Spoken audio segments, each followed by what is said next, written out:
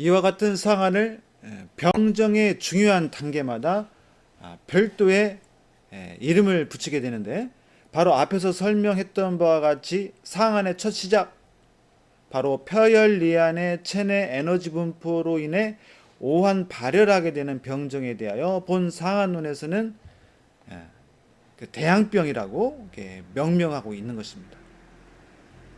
상한의 첫 번째 단계, 그 병을 바로 대양병이라고 명명하고 있는 것이죠. 이는 다시 대양병 중풍과 대양병 상한으로 또 분류하고 있습니다. 다만 여기서 우리가 익히 알고 있는 태양병에 대하여 제가 대양병이라고 말하고 있는 것은 오로지 강평본 원서에 써 있는 대로를 언급하고 있는 것이니 오해 없으시기를 바라겠고요. 또한 여기서 말하는 이 중풍이란 우리가 알고 있는 뇌출혈이나 뇌이혈과 같은 질환을 말하는 것이 아니고, 또한 대양병 상한의 이 상한 역시도 앞에서 언급한 넓은 의미의 상한이 아닌 대양병의 특수한 한 형태를 말하는 것이 오해 없으시기를 바랍니다. 자, 이와 같이 대양병의 두 가지 형태는 공히 폐혈리안에 의한 체내 에너지 분포로 인해 오한 발열을 대표 증상으로 가지게 되는데, 다만 대양병 중풍은 이완성이고 대양병 상한은 긴장성이라는 것이 가장 커다란 차이점입니다. 따라서 두 질환 모두 우리 인체의 기혈이 체표로 몰리게 됨으로써 그 부위의 혈관이 팽창이 되어서 그 맥이, 우리 체표에 있는 그 맥이 혈관들이 부풀어져 있기 때문에 부하다, 이렇게 살짝 떠 있다. 그래서 대양병 중풍과 대양병 상한 역시 이러한 그 체내 에너지 분포, 체내 기혈이 체표에 몰리는 관계로 인해서 맥은 부하지만 대양병 중풍의 경우에는 이내 무력해지는, 그런 약해져 있는 그런 양상이 나타나고, 대양병 상한에 있어서는 맥이 부한 가운데, 맥이 떠 있는 가운데 물 위에 나무 토막이 얹어 있는 것을 우리가 눌렀을 때 그 팽팽한 긴장감, 그 긴장감이 흐르고, 또 몸에 나타나는 통증에 있어서는 이 대양병 중풍은 그 피로도가 높고 이렇게 이완되어 있고 깔아져 있는 질환이기 때문에 통증이 있더라도 두통이라든지 어깨 결림이라든지 이런 좀 가벼운 통증이라면, 대양병 상한에 있어서는 그 밖에 신통, 몸의 통증과 요통 등 이런 강한 통증이 나타나고, 호흡기에 있어서는 대양병 중풍은 그 코 점막이 부종으로 인해서 코맹맹이 소리, 콧소리가 나고, 대양병 상한에 있어서는 그 기관지 평활근의 수축 이완의 불균형으로 인한 호흡곤란, 이런 천이 일어나며, 위장관계에 있어서 대양병 중풍은 그 마른 구역, 소화기가 약해진 거죠. 그리고 대양병 상한에 있어서는 구역, 좀 심한 구역 구토, 이런 것이 나타나고, 자, 이런 가운데 가장 더 특징적인 것은 무엇이냐면, 대양병 중풍은 그 이완성이고 이렇게 기진맥진에 힘이 빠져 있는 상태이기 때문에, 그리고 그와 같은 연유로 인해서 몸에서 탈수라는 현상이 두드러지는 것이 특징입니다. 그래서 그 환자를 진료할 시에 그 땀이 날 수도 있고, 아니면 그 이전에 이미 땀을 많이 흘렸거나, 비록 땀이 아니더라도 구토라든지 설사에 의한 탈수라는 것이 이 질환의 가장 큰 원인이다 라는 것이 중요하고, 대양병 상한에 있어서는 땀이 보이지 않는다. 그리고 그 밖에 탈수의 소견, 탈수로 인한 어떤 큰 어떤 문제가 나타나지 않는다라는 것이 가장 큰 특징이 되겠습니다. 자, 그렇다면 이러한 대양병은 어떻게 치료해야 될까요? 대양병 치료를 위해서는 우리가 고려해야 될 세 가지 정도의 어떤 고려해야 할 대상들이 있습니다. 두 질환 모두 폐열에 의한 발열과 리한에 의한 오한이 발한다는 가장 공통적인 특징이 대양병의 특징이라는 것이고, 또 두 질환의 특징이라는 것이고, 또 거기에서 두 질환이 구분이 생기는 구분점이 바로 긴장도의 차이.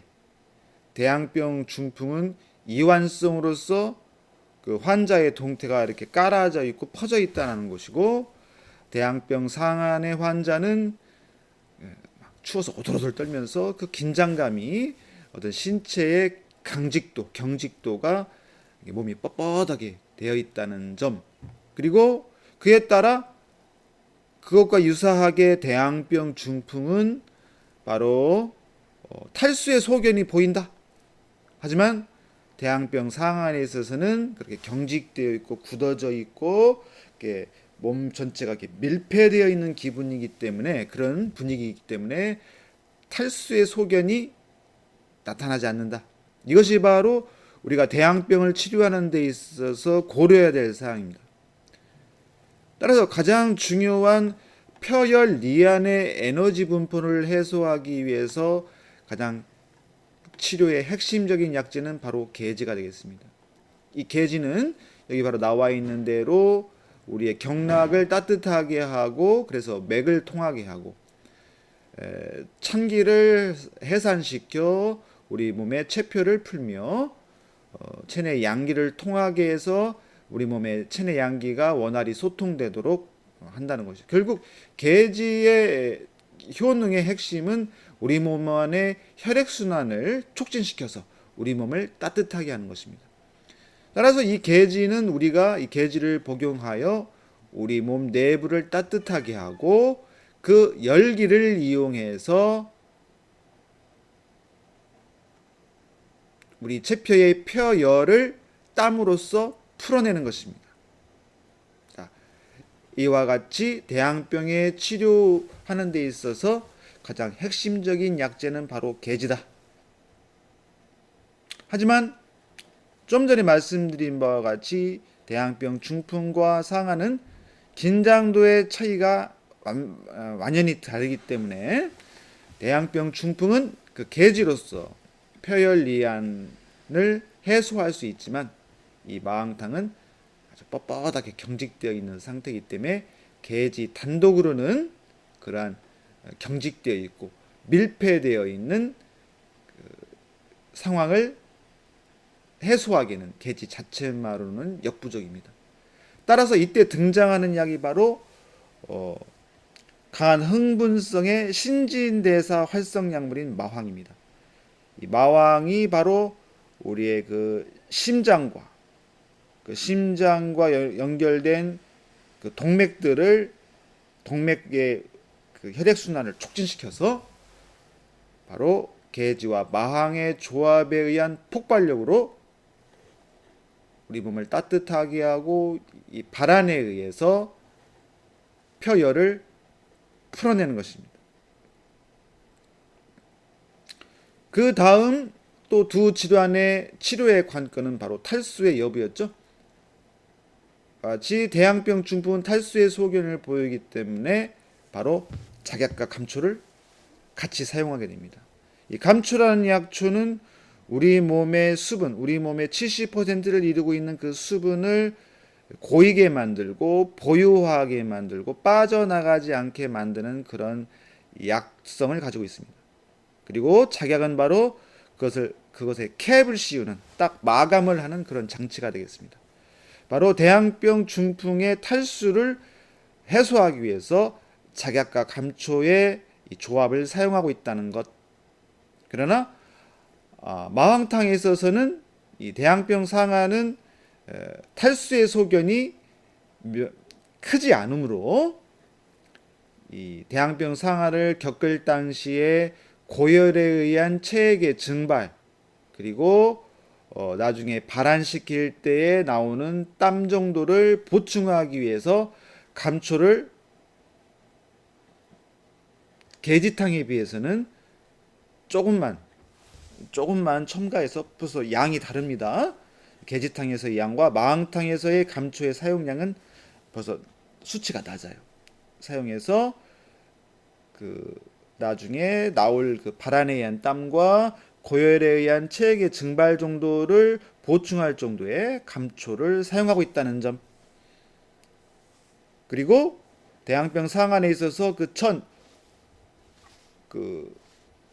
기관지 평활근의 수축과 이완의 그 불안전성으로 인한 그 천식 호흡곤란을 해소하기 위해서 마왕과 행인의 조합으로서 처리하고 있다는 점. 그러나 개진탕은 그런 증상은 심하지 않고 다만 대항병 중풍이라는 그 병은 그 이완성으로서 이 환자는 퍼져 있고 이렇게 기진맥진해진 상태이므로 열량의 손실이 충분히 있다는 그런 우리가 평가를 할 수 있기 때문에 대추로서 열량을 보충하고 또 그렇게 약한 환자들은 소화기도 예민하고 약해져 있는 상태이기 때문에 생강으로서 소화기의 어떤 기능도 돕고 있다는 것을 우리가 생각하면 되겠습니다. 자, 그럼 대항병이라 하는 것은 이렇게 단순히 두 가지 처방만을 사용할 수 있는 것일까요?